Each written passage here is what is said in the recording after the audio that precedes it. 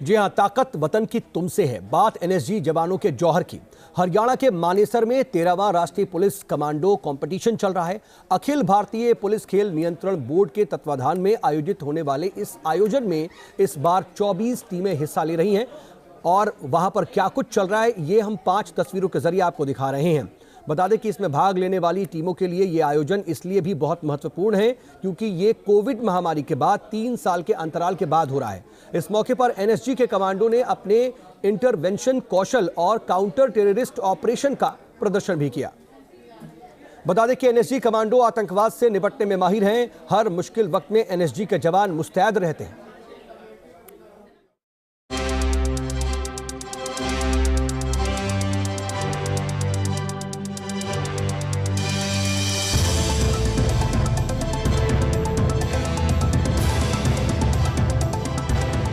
Mi-17 helicopter हवा में उड़ान भरता हुआ और इसके जरिए अब एनएसजी के ब्लैक कैट कमांडो ड्रिल दिखाएंगे जिसे स्लैदरिंग कहा जाता है। स्लैदरिंग का अर्थ होता है लगभग 50 फुट की ऊंचाई से रस्सियों के सहारे किसी भी परिस्थिति में। और देखिए ये हेलीकॉप्टर अपने आप में एक बवंडर है, एक सुनामी है और इस परिस्थिति में काम करना सोचिए हमारे लिए खड़ा होना ही बेहद मुश्किल है। और ऐसी परिस्थिति में स्लैदरिंग को अंजाम दिया जाएगा जिसमें एनएसजी के कमांडो मैन इन ब्लैक अपने असॉल्ट राइफल जिसमें AK-47 से लेकर इंसास तक शामिल है तमाम उपकरणों के साथ स्लैदरिंग करते हुए नीचे आते हुए और इस परिस्थिति में काम करना सोचिए कितना मुश्किल। सबसे पहले स्टैक फॉर्मेशन 360 डिग्री सुरक्षा बनाया गया है, सुरक्षा का घेरा, और इसके बाद मेन ऑपरेशन को अंजाम देने के लिए आगे बढ़ते हुए, क्योंकि कमांडोज के लिए कहा जाता है कि मुश्किल वक्त कमांडो सख्त, और उसी शक्ति के साथ एडमिन ब्लॉक की तरफ बढ़ते हुए एनएसजी के कमांडो। और सोचिए कि जब हवा की गति लगभग 80 किलोमीटर प्रति घंटा हो जाए ऐसे बवंडर वाले क्षेत्र से Mi-17 हैवी हेलीकॉप्टर और उसके बाद स्लैदरिंग यानी रस्से के सहारे कूदते हुए मां भारती के ये अचूक शूरमा, क्योंकि एनएसजी का देह वाक्य ही यही है, सर्वत्र सर्वोत्तम सुरक्षा, और उसी कवच को दिखाते हुए एनएसजी कमांडो।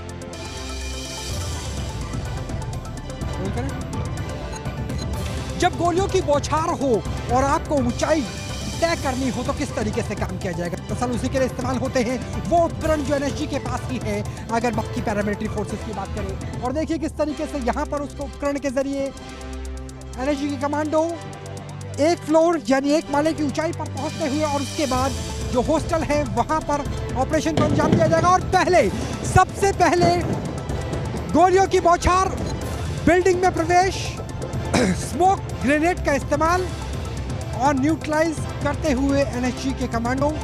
और इसी तरीके से नरीमन हाउस को भी आज़ाद किया गया था जो 26/11 मुंबई में आतंकी हमला हुआ था। तो जिस तरह की परिस्थिति थी नरीमन हाउस की, वैसा ही डेमो यहाँ पर। और मेरे ठीक नीचे से देखिए एक और गाड़ी बेहद तेज गति से इस क्षेत्र में पहुँचते हुए, और यहाँ से भी कमांडो एक बैकअप के तौर पर, एक सेकंड बैकअप के तौर पर यहाँ नजर आ रहे हैं।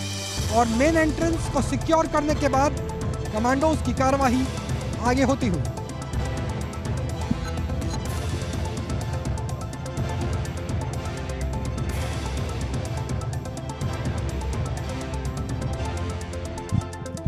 और देखिए कि किस तरीके से आतंकवादियों को घेर लिया गया है।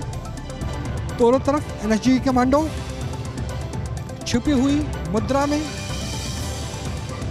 और इसे कहा जाता है कि आप हिट करेंगे हाउस इंटरवेंशन टीम, और हिट की मुद्रा में अभी स्टैक फॉर्मेशन में 6 कमांडो के 2 दस्ते ईस्टर्न और वेस्टर्न सेक्टर को सिक्योर करते हुए